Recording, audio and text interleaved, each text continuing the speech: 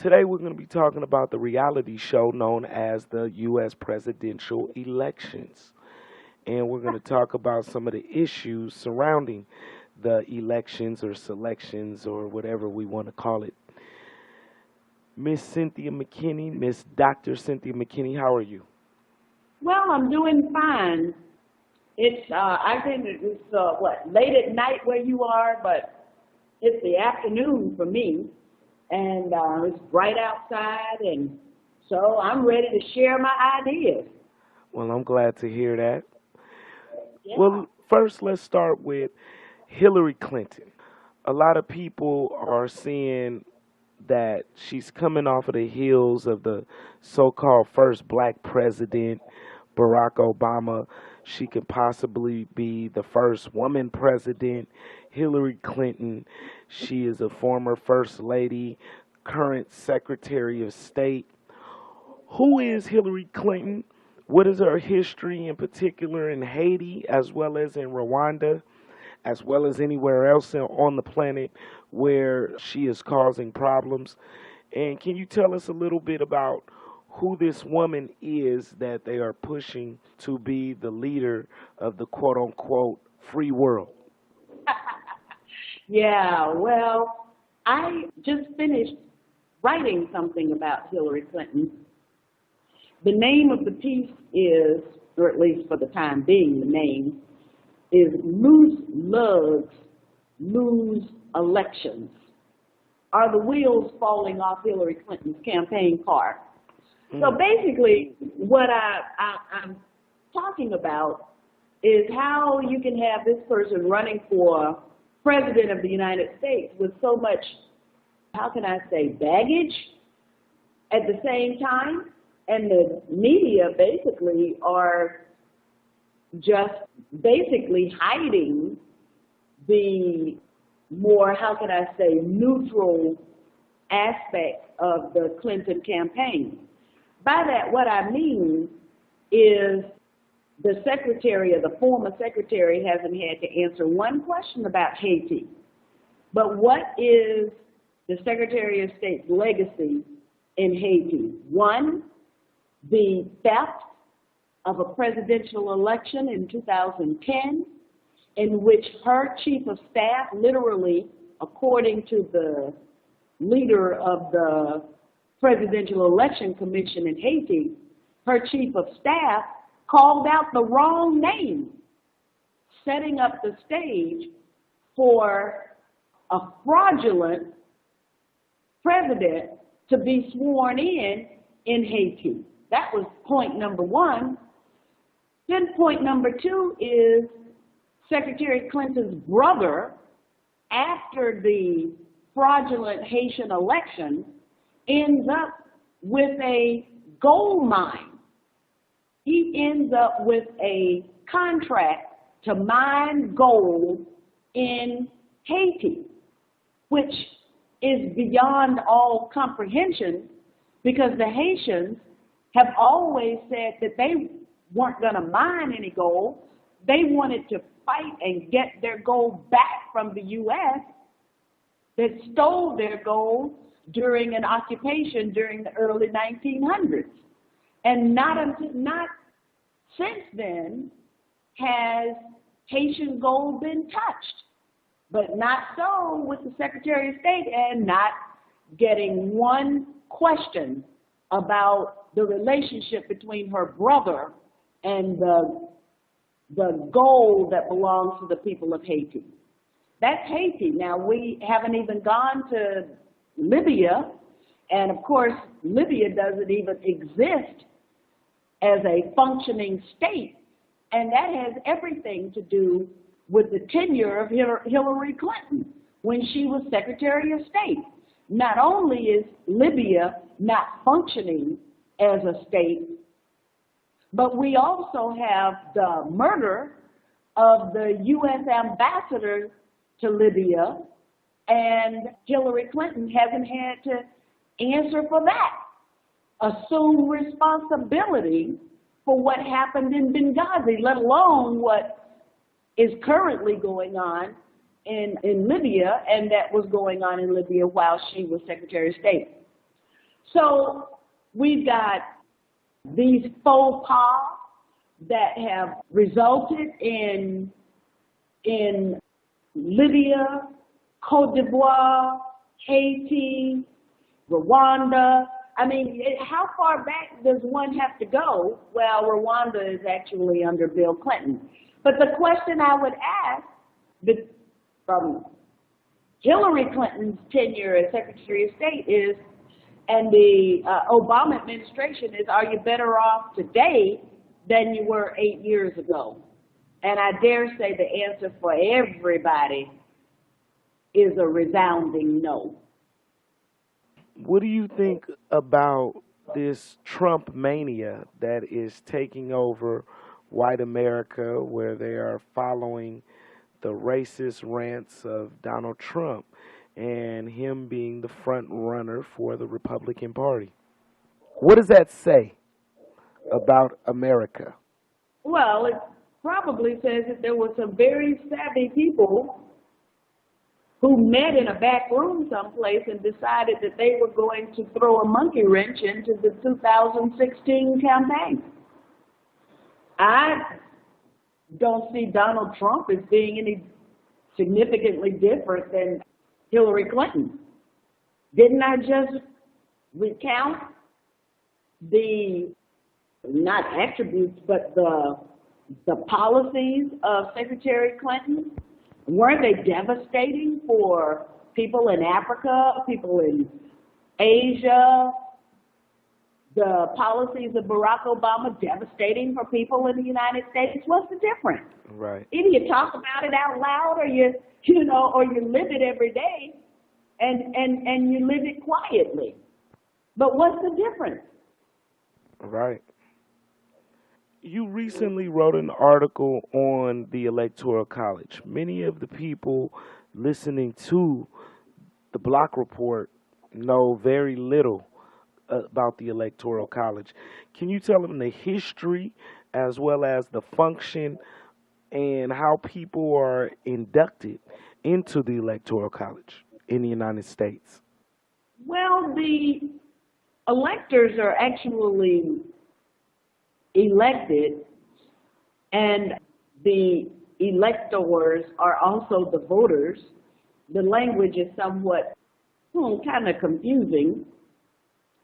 In Georgia, the elector is the voter, and the voter then votes for those who will become electors. It's very interesting.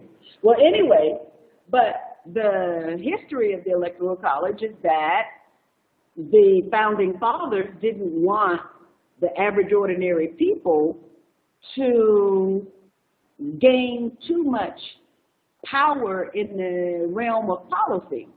And so the restrictions on who could participate were constituted hurdles that one had to overcome in order to participate in the process, in the political process in the U.S. So, for example, even though you had a lot of black people who were transported here through the transatlantic slave trade, they weren't considered citizens, and so they couldn't participate. White men couldn't participate in the decision-making of the country, of the state. White men who did not have land. So you had to have enough resources, financial wherewithal, in order to have land, in order to be able to significantly participate in the U.S. political process.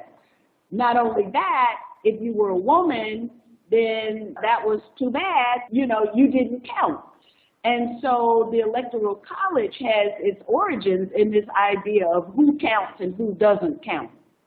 Who counts enough so that they can have the last say. You know how a married couple will have an argument, and then the husband will say something and the wife will say something, and then the husband will say something, and then the wife, determined that the husband is not going to have the last word, then she will say something, and it goes on and on and on like that. Right. Well, basically, the Electoral College was created for this very purpose, that only a certain segment of the population would have the final say. And these safeguards against real democracy are built into the structure of the U.S. political system. Well, can you talk a little bit about the role of lobbyists in the United States electoral system as well as the United States government? Well, you've got lobbyists that are public lobbyists. That's people like me and you. We have a point of view, and we would like that point of view to be reflected in the policies of our country. And so we raise our voices so that those who are elected can hear them. In the U.S., our form of governance is an indirect democracy. And so in indirect democracy, we don't have a say on the policy directly. We have a say only indirectly, and we give our power to people who ultimately have the say. Now, I, quite frankly, view this indirect democracy that we call a republic, I view it as an easy way for those with power to maintain their power. Because instead of, for example, this is what the Jamahiriya was all about in Libya.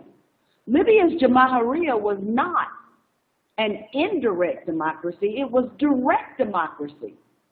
So that every Libyan, 7 million, all 7 million of them, got input on whatever the policy was. When I was there, they were trying to decide if they were going to increase the contribution to education from the oil revenues, or if they were going to decrease the price of gasoline for the automobiles that people basically were practically given. And this was the policy that was under discussion when I was there.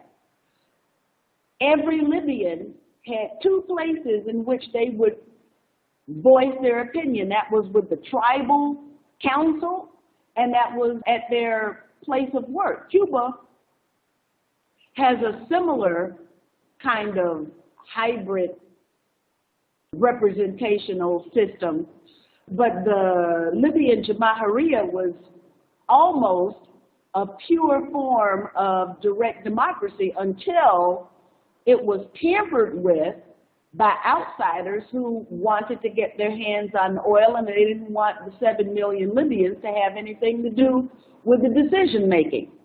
And so a few Libyans who were on the payroll of various organizations in the United States were the ones who said, oh yeah, come and bomb our country. We want you to bomb our country and bomb the Jamahiriya out of existence.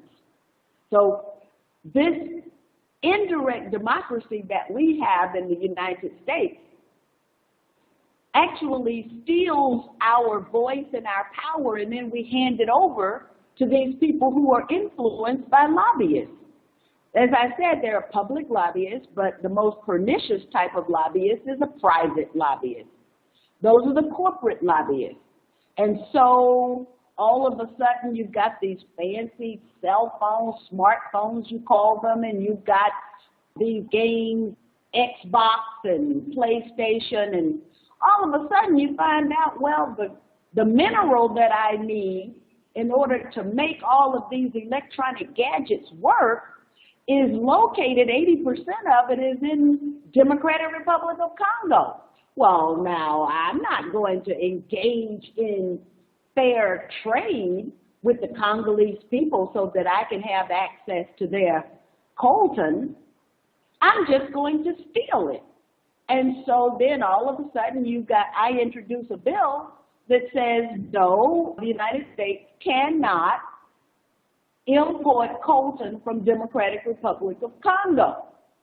And all of a sudden, I get all of these lobbyists from Microsoft and everybody is all of a sudden now Because the bottom line is that, no, the Congolese people don't deserve to have the right to live based on their patrimony. No, we have a right to have that coltan that's underneath their soil, even if it's mined with slave labor. We don't care about that. And that is basically what has come to be construed as the U.S. political system now. Wanton, private profiteering that's called lobbying. In fact, so much so that the former president, our former president, Jimmy Carter, called the United States an oligarchy. He said that under no circumstance would he have been able to be elected if the rules, regulations, and laws of today existed back in the 1970s when he ran for president and won.